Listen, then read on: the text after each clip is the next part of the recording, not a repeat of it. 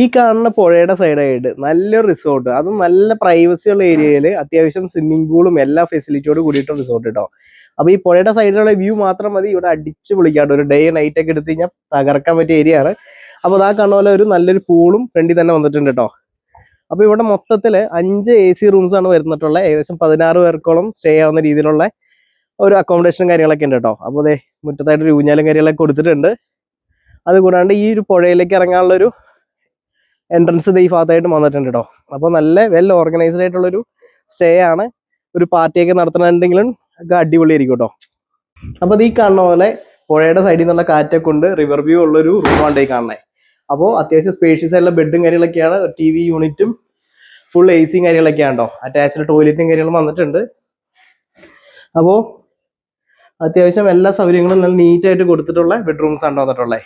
Normal rooms കൂടാണ്ട് ഇവിടെ dormitory type വേണമെങ്കിൽ അതും ഇവിടെ അവൈലബിൾ ആണ്. അതിലും അറ്റാച്ച്ഡ് ടോയ്ലറ്റും കാര്യങ്ങളൊക്കെ വന്നിട്ടുണ്ട്. അപ്പോൾ എല്ലാ ഫെസിലിറ്റീസും ഇൻക്ലൂഡഡ് ആയിട്ടുള്ള ഒരു റിസോർട്ടാണ്.